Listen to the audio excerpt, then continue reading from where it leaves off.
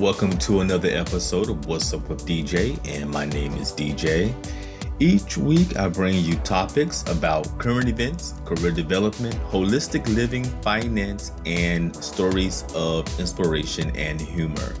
So be sure to subscribe, like, comment, review the show on Apple Podcasts. Your comments are always encouraged and appreciated. And thank you for the ones who've already rated the show on Apple Podcasts and who left comments on Facebook and Instagram. I really appreciate it. And you can always get in contact with me at dj@djcareercoach.com.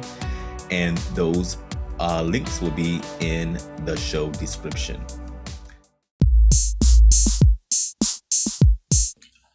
My guest this week is Howard Berg. Howard grew up in the gang-infested projects in Brooklyn, New York. He had to overcome that environment to become the world's fastest reader. Guinness World Records recognized Howard for his ability to read over 80 pages per minute and for reading a 1,500-page healthcare bill in just 50 minutes. He and actor-comedian Dennis Leary helped to launch the Comedy Central Network, and Howard was the first guest on The Daily Show with Jon Stewart. He is the author of books Speed Reading the Easy Way and Super Reading Secrets, which is in its 28th reprint. Nightingale Conant, the world's largest producer of audio programs, has sold over $65 million of Howard's programs, making it the top-selling info product of all time. Thank you for joining me today, Howard. Let's be here. I didn't get the 65 million. They did. You know what? That would have been nicer. That would have been great, man. Because when I read it, like the world's largest producer of audio program has sold over. So like, who has sold this $65 million? Who got this $75 million? That's the question, right? Like, well, I would have my own library. Howard saying, not Howard. Howard is saying, not me. So I can definitely I would appreciate $65 million, man. That would be great. It'd be nice. I would really liked it. You could definitely build a lot of libraries and have it would have been a nice take home. What did you make today? 65 million. Good take home. I mean, not on Jeff Bezos level, but I don't need to build a rocket ship, so it would be okay. Yeah, I can handle it. I could handle it. No problem. Yeah, I can't get a whole rocket ship, maybe just the cone, Yeah, and I was reading a story about Jeff Bezos going to the moon, not to the moon, to outer space, and then with his brother, I believe his brother went along with him. And I think like a 15-minute ride or something, they went into space and came right back. But, look, I'm not sure if Richard Branson beat him to outer space or not, but I think there was kind of competition going on there between Jeff Bezos and Richard Branson. I guess the battle of the billionaires. Got nothing else to do with it. So, I mean, imagine if they spent that money on feeding the poor. How many starving people could have had a meal instead of a 15-minute rocket ride? But that's how we do it. This is how people do it. It's not about helping people. I think their interpretation of it all is about inspiring people. I don't know if that inspired people or not, but I'm sure all that money that they made in that flight, they probably, I'm sure, got back in terms of they're quite sure they made more money from that than they actually. I'm pretty sure that happened too. Yeah. And you don't pay any taxes, it helps. So. Well, you know what? That's how this thing works. It's the rich gets richer, right? Even the Bible says that the rich will get more, right? And the poor will lose even what they have. I'm like, wow, that's kind of cold. Yeah, you kind of where's the justice in that? But whatever. Yeah, even the Bible says, you're going to lose if you're not on that side of money. But look, I look at you may have lots of money, but what really true happiness do you have? How much joy do you have? I could tell you it's a lot more fun when you can go to the Champs-Élysées when you're feeling a little blue, or going to the Trevi Fountain and getting a gelato. It just kind of picks you up, Yeah, those guys, if they do that, they're gonna probably get hounded by, people asking for a handout, or asking for an Yeah. autograph or something like that. Yeah. You can't go anywhere without somebody, That's true. That's true. so you Think of sort of John lose. Lennon. I mean, do you really Yeah. want to be that famous? You're right, exactly. And ultimately someone shoots you. I don't think No. I can't remember. I think he get shot, or he had to have lung cancer. I can't remember which one. I He gotta got get shot him like 4 times. shot 4 times. Okay. Yeah. You Because know, someone else thought they were him. wow. That's sad. that's when fame sort of, it works against you, right? I Yeah, mean, yeah. There's a downside. I think fame is a good thing, but infamy is something totally different, right?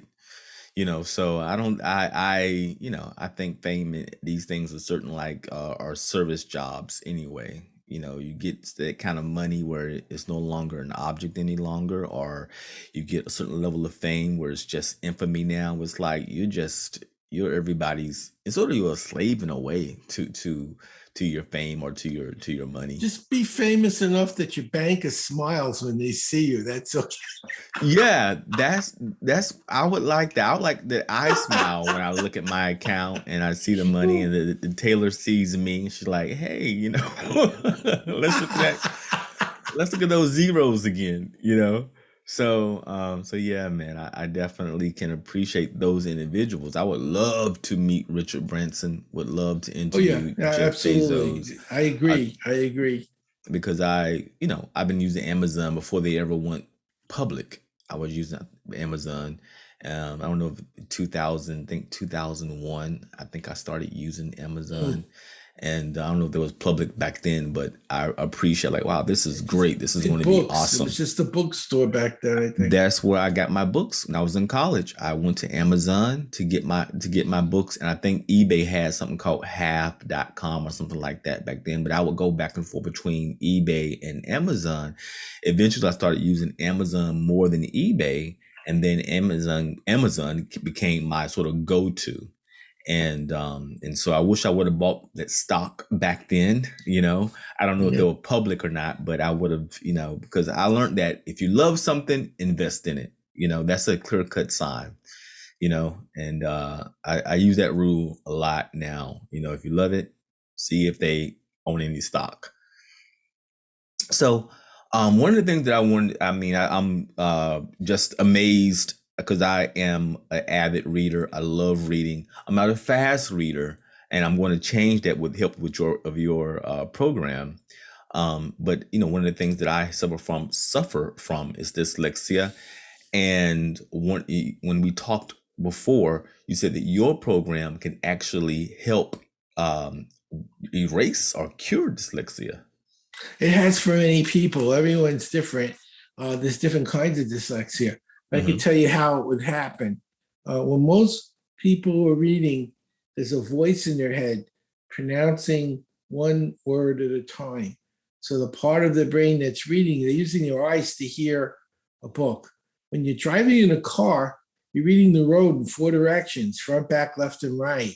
It's more like a movie. You're processing things more visually. By training people to do a more visual form of reading, where it's more of a Hmm. movie, less of a conversation, the part of the brain that has dyslexia, which is the part that's listening, is Okay. kind of out of the loop. And that seems to make a big difference. Plus, most dyslexics are super smart. And when they read, it's so slow, it's boring. And when you're Hmm. reading more at a visual rate, like a movie, the boredom goes away and the brain gets more engaged. So it seems to help to read more visually. And there's a way to learn it. And I can show you how to get started if you like. Oh, definitely, man. I would definitely love that. So I we'll definitely get into that before we as we move forward in the show. But I definitely want to talk about your background, because we talked about in the intro about how you was raised, and a little bit about how you was raised, and just being in Brooklyn, New York. And they say you can make it in New York, you can make it anywhere, right?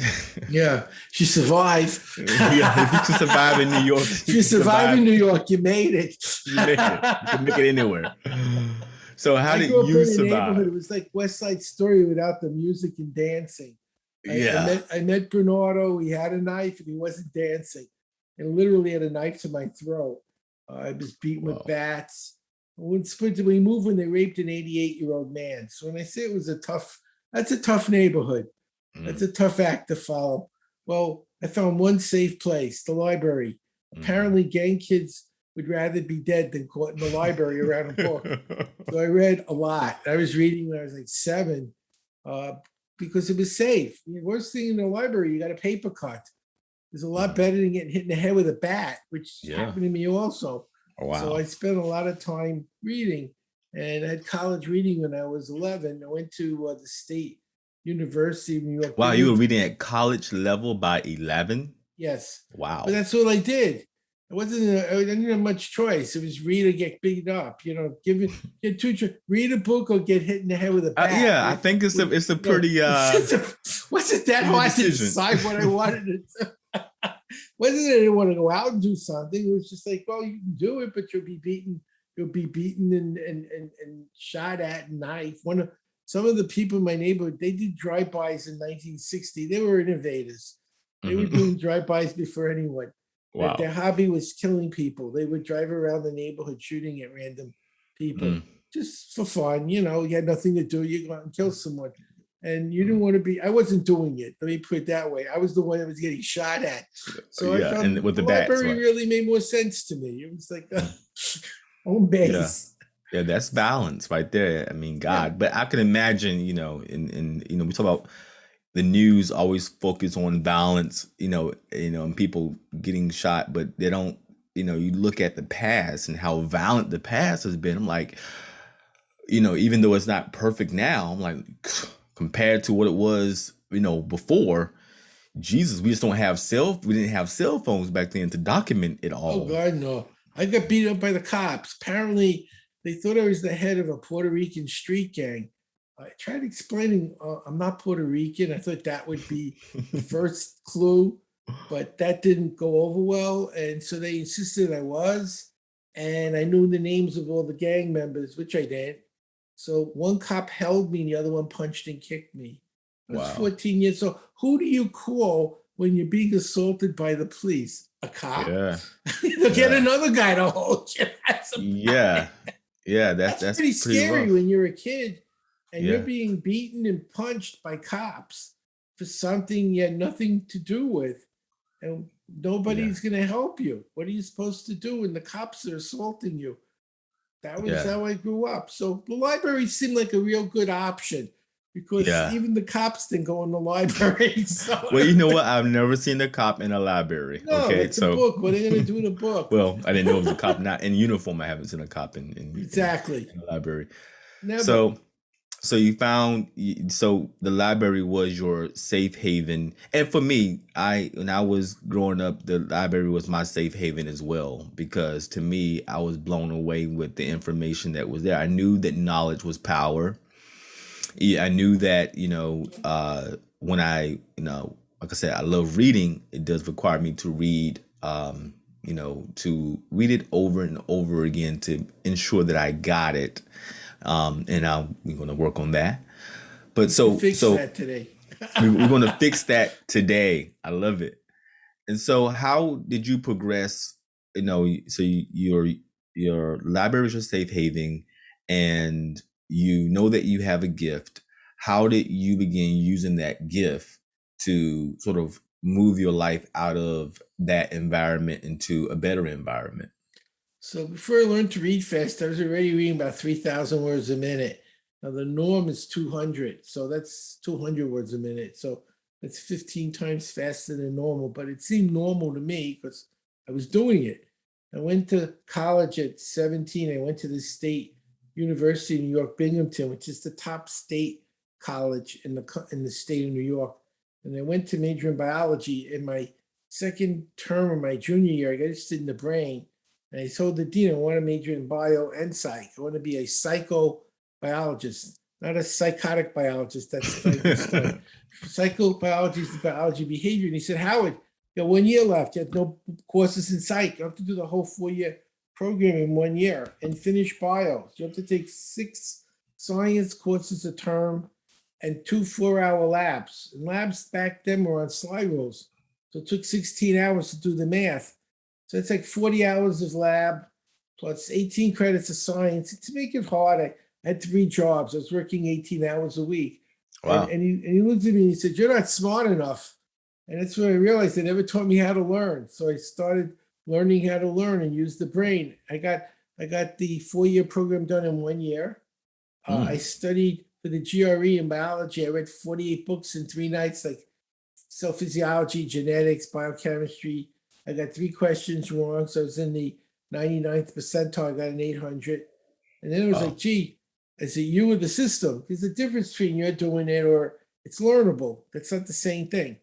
So I had a bunch of kids, 11 to 15, taught them how to do it. They did a 30-chapter book in lifelong developmental psych, which is a sophomore college course. They were 11 to 15 in a week. And then they took the AP test, the CLEP, and 15 out of 18 passed it in a week. Says, well, now it's more than just that I can do it, I can teach it.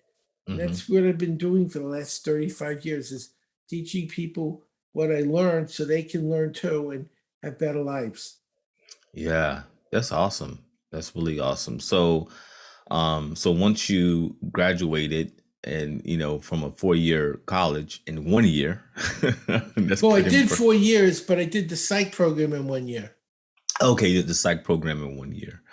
Yeah. So ultimately when you was in college and you have you're getting through these classes and you're making it through, did you know what you wanted to become? Did you know ultimately what Yes. you wanted? Okay. But I didn't.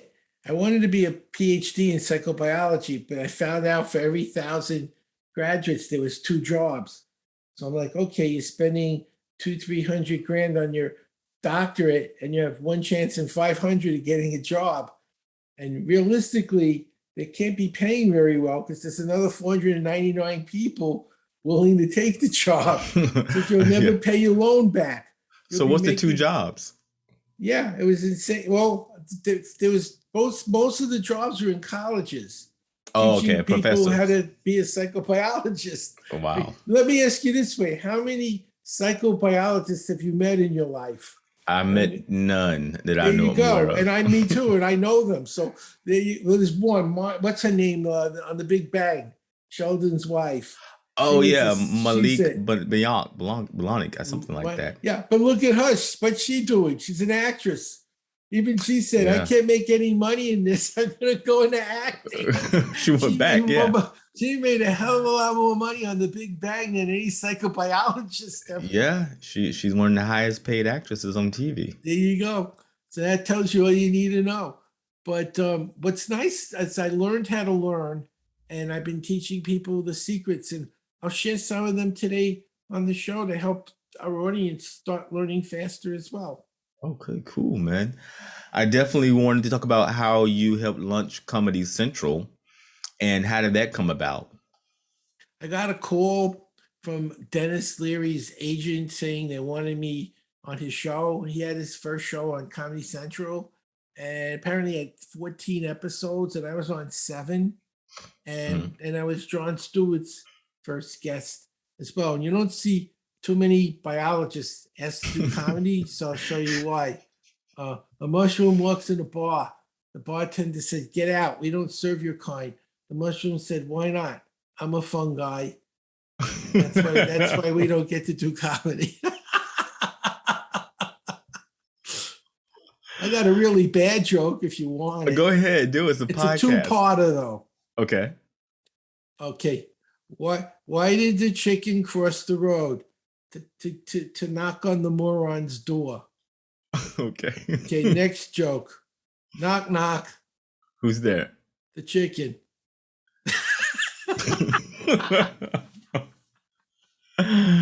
Okay, all right. I guess I'll be a moron, huh? I gotta use that one. Because you're like, well, that's not very funny. No, it's cute. I'll put it that way. It's cuddly, you know. So when you was creating the Comedy Central, when you was creating Comedy Central, helping Dennis Leary and others Like I create didn't create it, but I was invited on his show, and the big draw at the time. He had Uh-huh. like a big show, and it was Okay. fun. They did it in a Jackie Gleason studio where they filmed The Honeymooners. Okay, to the moon. Yeah, and they had all the montages from the show on the walls when you walked in. It was really Mhm. quite an experience to be. It was like, a really special place to be. Yeah, And they filmed The Honeymooners, so I enjoyed that. That was really fun. yeah. I met a lot of interesting people. Uh, with Bellzer, Richard Bellzer he's now on Law and Order, but he's a comedian by Uh-huh. trade, and he was Okay. on the show. We got to be friends with him and Dennis and a few other fairly famous. I was with Jackie Collins, the author. Mm-hmm. They had me read her book Lady Boss in 5 minutes. It was 700 pages, and then do an Wow. analysis. So Oh, it was a fun show. yeah, yeah. Well, it was one of the top rated shows. Well, I think it was the top rated show on Comedy Central until Trevor Noah came on. So, Yeah, yeah, he was good too. I enjoyed Jon Stewart a lot. He was fun. He was interesting. He's a brilliant man. He's a lot of fun. And hmm hmm it's just nice. It made you feel like you're doing something interesting. What did you do today? Oh, I was hung out with Jon Stewart. Could be worse. yeah, yeah. I Better could than getting hit in the head appreciate with a that. bat. Yeah, yeah. Being shot at by Yeah, drive yeah. by. So yeah, I can definitely. So how do you make learning fun? Because to me, I always can learn faster and retain more when learning is fun. When we do it, and I can show you how I make learning fun. Oh, Let's give you something to learn. so let's get into it then. Let's just do that because Okay. you mentioned it several times. I Yeah, wanna know. I wanna know how do I yeah, learn and you'll see faster? how How do I much read fun you have. faster? See how Okay, much cool. fun you have. Okay. So I'm going to show you to read 20 to 40% faster in 90 seconds. Wow. So when we're done, pick a book you've read, preferably nonfiction, so that the only thing that could confuse you is how fast you're reading, not what you're reading. Okay. So read for a minute with a timer. You have a smartphone or a smartwatch. Read for a minute. When the buzzer goes off, mark off where you finish. Don't do anything special. Just read normal. Now the magic. Go to the second chapter. Take your hand and go across one line at a time. Eye following your hand. And this is the key. As fast as you can comprehend. So as long as you know what you're reading, go quicker and quicker and quicker till you don't. And that's when you know, hey, it got too fast because you already know what's in the book. The only reason you don't know is you're going too fast. hmm Slow down just enough so the comprehension comes back. The 5 minutes go as fast as you can comprehend with your hand moving your eye. Don't go faster than you can read. Don't go slower. Now go back to the first chapter where you tested yourself. Time yourself for a minute using your hand as fast as you can comprehend, and you'll go 20 to 40% further. Just doing that one change using your hand. That's how you get started. And it's fun. You'll enjoy it.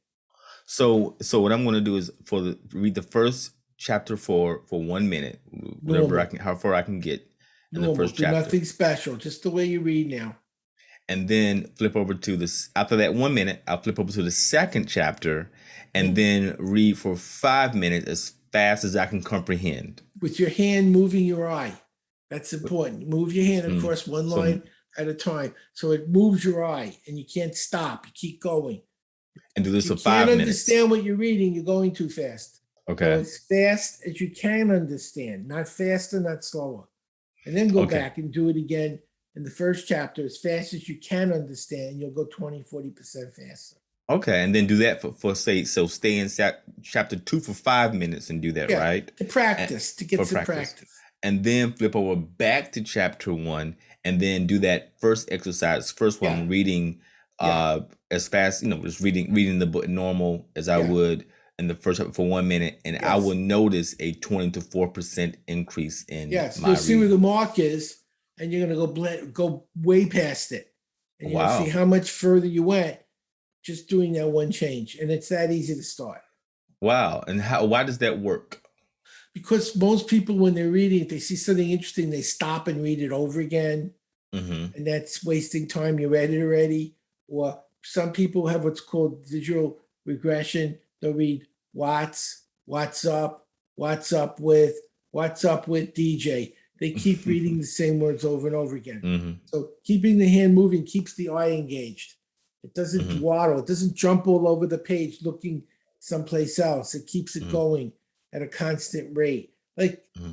a orchestra leader has a baton. He's keeping everybody on the same beat. Everybody knows how to play the instrument, but that guy's coordinating everyone to be in the right place. Your hand does that. It keeps the eye focused and constantly scanning more text instead of stopping every 2 seconds. Well, that was interesting. I'll read it again. Well, you read it. It's not changing. If you keep reading the same thing, you're not going to read anything new. So Okay, right. If you're reading the same thing, not going to read anything new.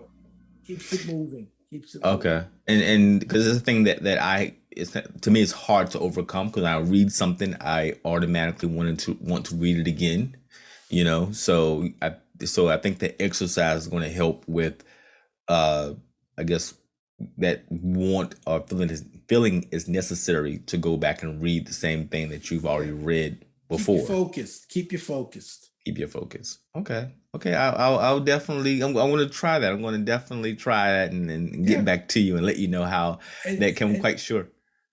And you'll see that spot you marked off. You're going to blow past it. Now that's step one. But that's speed. Speed isn't what people want. What people really want is to learn faster. Right. No one wants to read faster. They want to learn faster. And speed reading, frankly, was a terrible way to learn. I was with Dick Cavett about 25 years ago when MSNBC first launched. And he told me a funny story. He had interviewed Woody Allen, who took Evelyn Woods, which is the big speed reading program at that time. And he said he read War and Peace in 5 minutes. I said, that's incredible, Woody. What do you remember? And he said, it's about the Russian Revolution. And that's all I remember. And that was speed reading. It's a biology book. It's a math book. But you didn't learn any math or biology. You went too fast. And when you slowed down to learn what you didn't know, you lost your speed. It was all or nothing. I fixed it. I'm going to show you how. In fact, the guy who owned Evelyn Woods was Maurice Thompson Jr., and he had me teach his son my method and said, you went past speed reading and speed learning, and I'll show you how. Remember, I studied the brain, and I didn't want to just do mechanics, which is what all speed reading courses do. I used psychology too. So one of the key elements is called schema. It's what makes the text make sense to your brain. So I'm going to read a passage with no schema and watch how confusing it is, even though the words are easy. Then I'll read it a second time with a title, one word that has schema, and instantly it'll make sense. Are you ready? Oh, yes. This is the schemaless text, and these are easy words, but you won't know what I'm saying. This is an easy thing to do. If possible, you could do it at home, but you could always go someplace else if it's necessary. Beware of overdoing it. This is a major mistake. It may cost you quite a bit of money. It doesn't mean much right now because you have no idea what I'm talking about. Now I'll read it again with a single title word that has schema and watch how everything makes sense. Laundry. Laundry. This is an easy thing to do. If possible, you could do it at home, but you could always go someplace else if it's necessary. Beware of overdoing it. This is a major mistake and may cost you quite a bit of money. Now it makes total sense. So I'm teaching people where the clues are. It's like a decoder ring.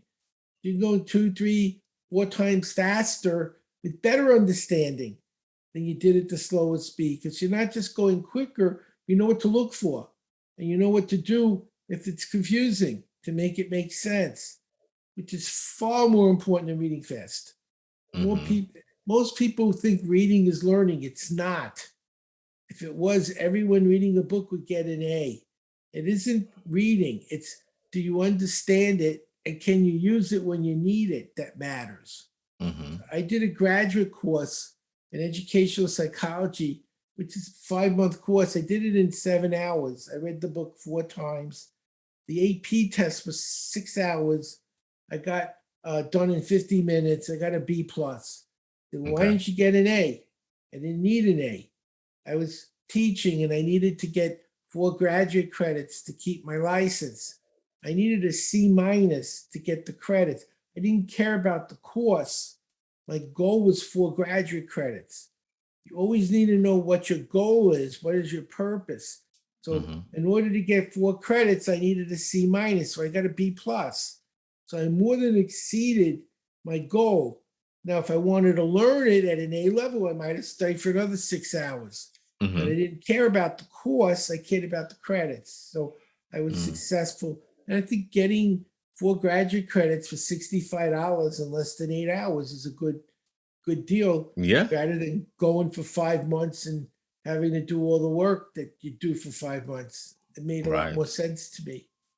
Yeah. Yeah. I have a course I'm taking next week. I'm a coach, and this is a strengthening families, a strengthening families coaching.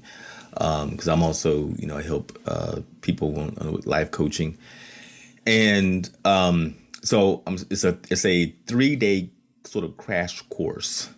And so I'm like, okay, I know, I got to learn all this stuff. And, this probably would have been a longer course if it would have been in a classroom setting, but this is going to be online, through Zoom and, one-on-one learning, you and your materials.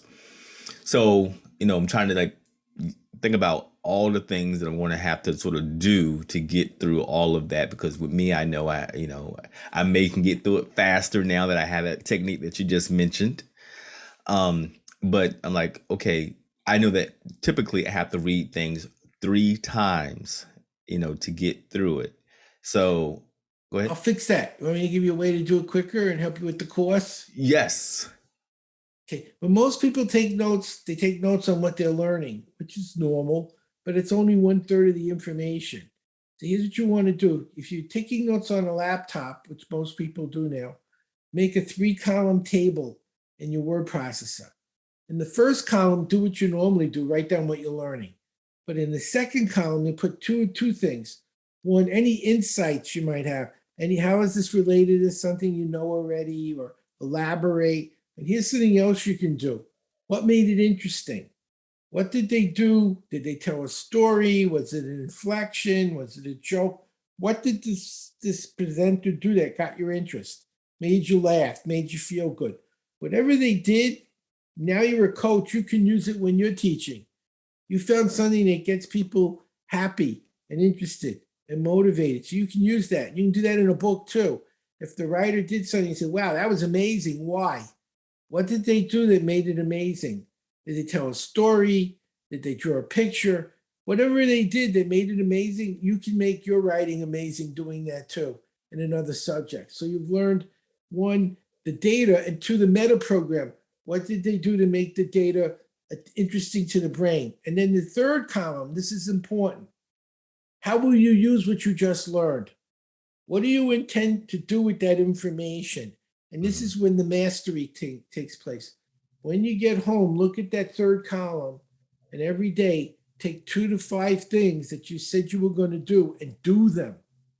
And as you're Mm. doing them and you experience the benefits, you're going to remember it because your brain likes what's happening. So let's say I go to a marketing course with Dan Kennedy, who's a friend of mine, and I see how I could double my income using what he just taught me. And I put in the third column how I'm going to use this to double my income.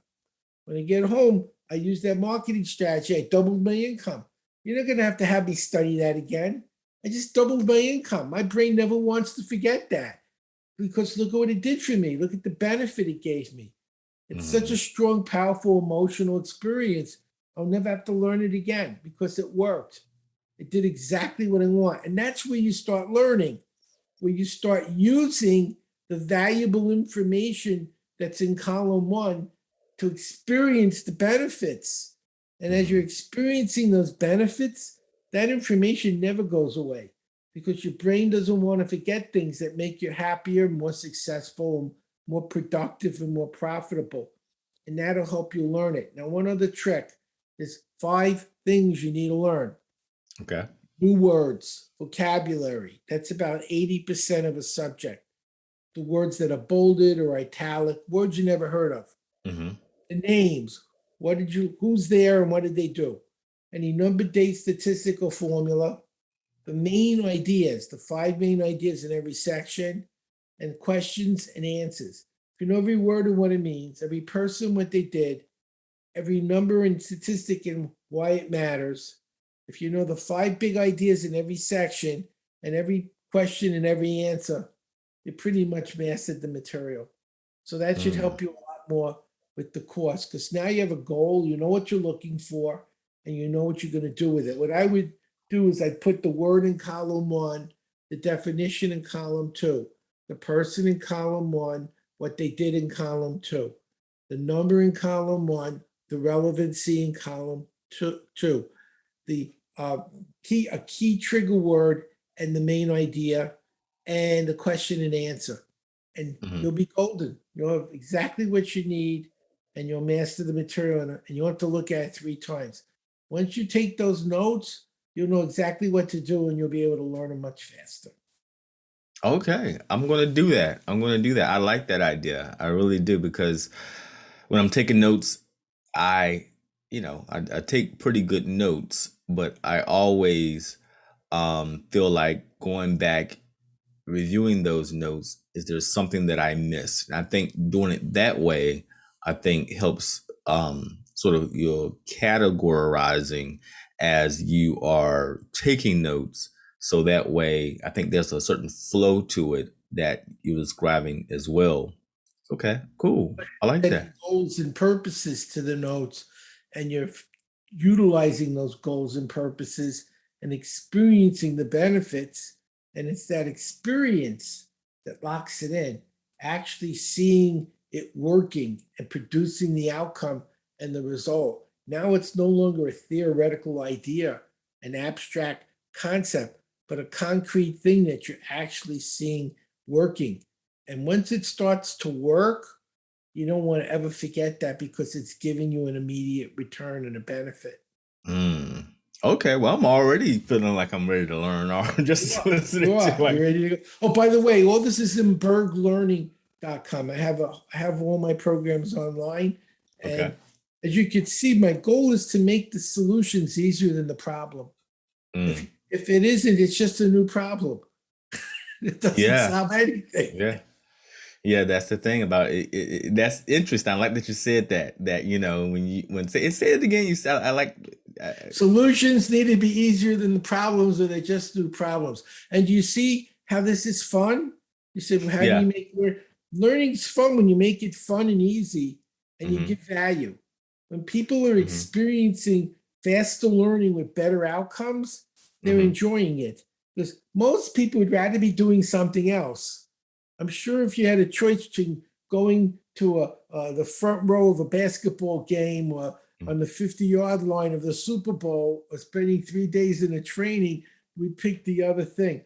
But if we can make the training go quicker by making it interesting and fun and giving you the benefits that you went there to gain, and you can pass those along to other people and make their lives better, it's a whole different experience than just, when is this going to end? I have to sit here for 3 days. Somebody make it stop. And it's not painful anymore, because Hmm. you're having fun doing Hmm. it, and you're Hmm. learning how to master the information without all the hassle and struggle. And that just makes it a whole lot different experience. And I can't stand this. They don't shut up. They just keep giving me more and more stuff to learn. My brain's going to explode. Yeah, yeah. Because that's the thing. The question that I always, and when it's a great teacher, it's easy. And then when you have teachers that's not good at, they may understand the information very well and be very knowledgeable, but just because you understand information very well doesn't mean that you're able to teach it. You know. That's So college. That's the problem with college. yeah, They're that's why brilliant people, but they don't teach well. A lot of them are terrible at passing along what they know. I yeah. remember the calculus teachers, and Oof. it's obvious, it's Hmm. easy, and you're Yeah. like, I must be a real moron, because it isn't obvious to me, Yeah, and when it I isn't took easy. I took statistics in college, and the teacher, the professor, he spent all this time writing all these theorems and all this crap on the board, and we had to write it down, and it was stuff that wasn't even in the book. We had to write down. He would put on the board, all these theorems, and I was just not getting. I kept asking it 1,000 questions, and then the student next to me, she said, "If you just stay after class, I'll tell you what he's trying to say."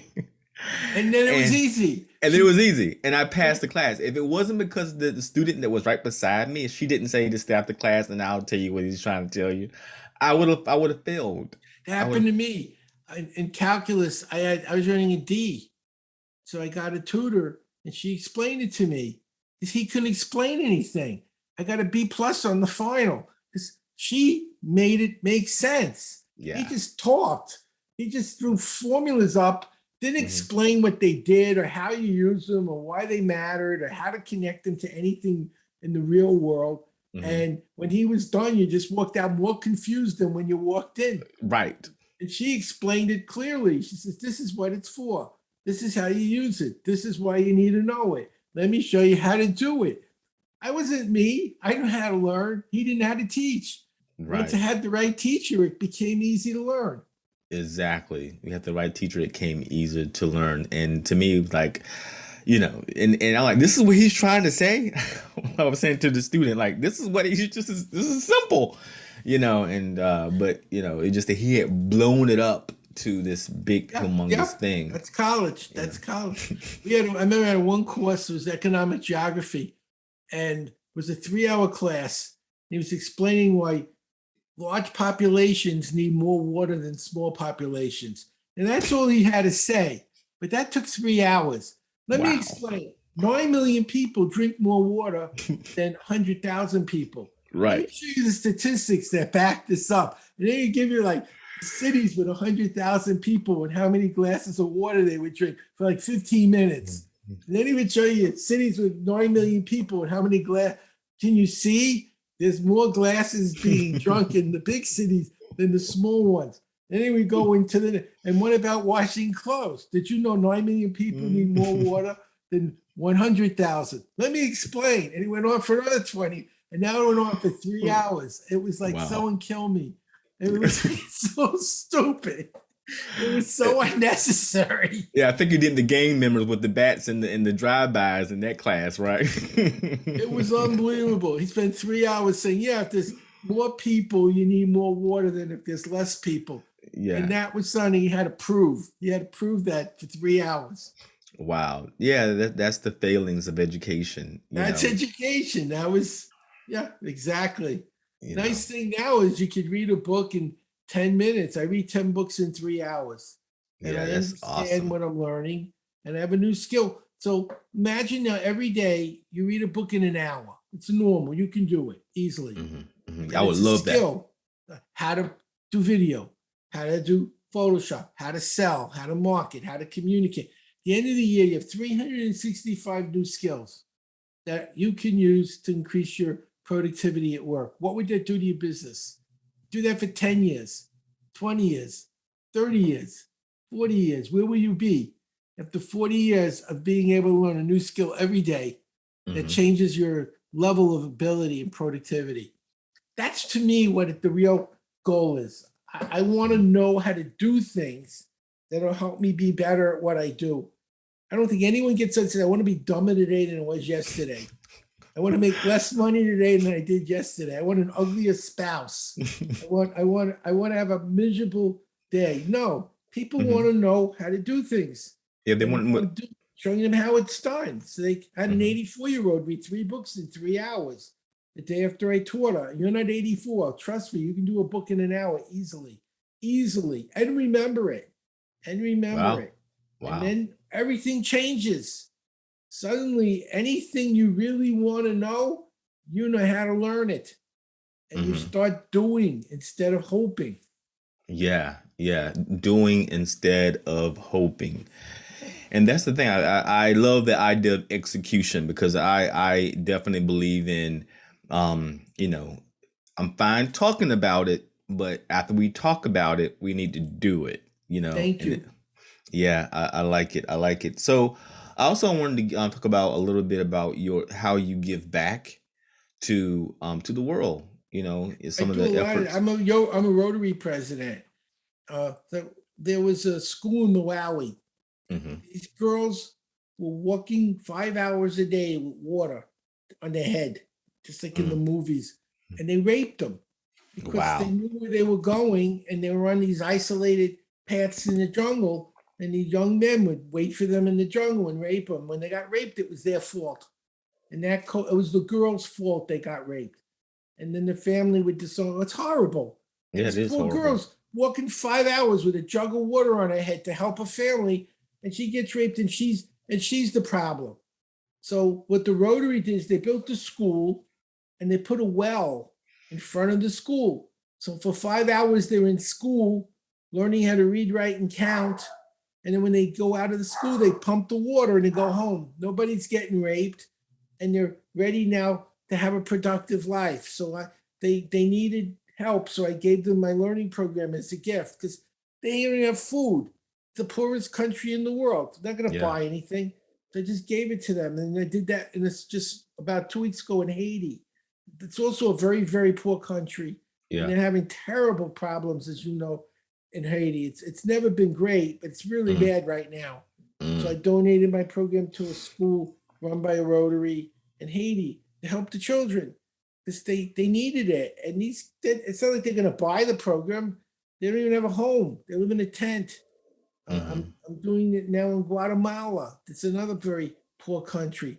Yeah. And that's what you're supposed to do. You're supposed to, I use the money I make from successful people when they buy my program so I can donate to poor people who have no opportunities to make a better world.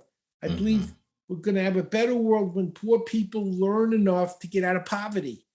They learn the skills they need to support themselves and their family. I think you look at terrorism. Osama bin Laden didn't blow himself up. He was rich, paid other people. Other people who had nothing blew themselves up. But not the rich ones. The rich ones were the ones that watch the other people. They go out there and convince people to blow themselves up, right? You do it. I got money. I'm not blowing myself up.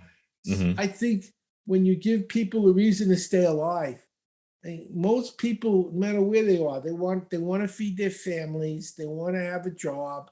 They want to have a place to live. They want some decent housing and health. And that comes from learning, comes from education. I don't think blowing people up is the answer. The answer is empower people to be successful enough that they won't want to do something stupid because they have a good life. They like what they have and they want to keep it. They don't want to jeopardize it. That's how you get world peace, through learning and education and empowering. And that's what I'm doing. I'm helping as many people as I can around the world to be successful. And I use the money I make from my programs so I can volunteer more. That's amazing, man. That's definitely, to me, and you are educating people, empowering people with good information on how to empower themselves is, to me, that's what everyone should be doing. I think that's amazing. Teach a man to fish. Don't give him a fish, show him how to fish. Teach a person how to learn so they can learn a skill. Most people, even in our country, they try to make more money. They work more jobs. They work more hours. That's not how you make more money. That's how you get dead. You don't have a life. All you do is work. You make more money by learning a new skill that pays better. So if you're making $10 an hour, you learn a skill that pays $30 or $40 an hour. Now you don't have to work as many hours. Yeah. That's the secret. It's not a magic trick. Learn how to do something that pays better. How do you do that? You learn how to learn. Yeah. And there's a good chance somebody's doing what you're trying to do. There's a good chance 10 people or 20 people, and they wrote books on what they did to get there. When you read 10 books by 10 people trying to do that you are trying to do, and it worked 10 times, it's going to work 11 times when you do it. So it's a business plan. You're looking at what successful people are doing that you want to emulate. It's not a rocket science. It's working. You don't try to figure out how to do it. You look at people who figured it out already and did it. Yeah. And that's, to me, the real value of what I do, is to give people the skill they need to learn the things that work so they can have a better life. Yeah. Yeah. I definitely, every word you said is just like the Bible to me. Why go through trial and error? Making a mistake and learning from it when you can just, learn it from someone who's already probably made those mistakes and learn from them. Exactly. And you can totally avoid that. Don't invent the wheel. It's there. figure out how to use it. Hmm.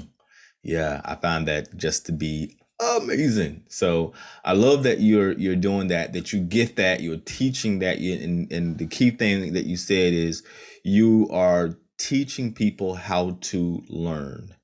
And Very once you important. very important. And by teaching people how to learn, you're able to say, okay, how do I utilize this to make more money, to increase my well-being, to improve my environment, my community, The world. the world. Yeah. So Well, yeah. right now, look at all the problems. One of the things I look at, watch the news, is this problem is there's too many smart people. No Hmm. one's thinking there's too many smart people. So I Hmm. can't fix everything. I'm realistic. I don't know everything. But imagine I get enough doctors that read 50 extra books that can fix cancer, or Hmm. environmentalists who can figure out how to get rid of global warming. But if I give them the ability to learn more, they'll have more information to base their decisions on. They Hmm. can innovate faster and make better choices. So I can't fix everything, but the people who can get smart enough and knowledgeable enough that they can do it. And that's really I Hmm. see my responsibility is to help them be the best they can be. And everyone's important. You know, you and I are here today for a reason. We don't have to grow food. Someone's out right now planting food. We Yes. don't have to weave our clothing. Someone's out right now making clothes. We don't Hmm. have to make electricity. Someone's making electricity. Everybody matters. The only Hmm. reason we can do what we do is other people are doing things we need. So we don't have to. And that gives us the freedom to do the things we do. We should be grateful to those people, not Hmm. arrogant and think we're better than them. We're not better than them. We're only able to do what we do because of them. Everyone Hmm. matters. When someone's parking your car, that matters. Yeah. Someone's serving you food at a restaurant, that matters. Hmm. Those people are doing something that needs to be done that you would have to do on your own if they weren't doing it. It Yeah. all matters. When people see the human race as a family, instead of seeing people who are different as their enemy, but see them instead as the family. And we're only as good as the weakest and sickest person in the family. Yeah. It changes everything. You realize we're connected. And we have a responsibility, if we're lucky enough to be a little more successful, to do something with that to help the other people who are behind us that are trying and struggling.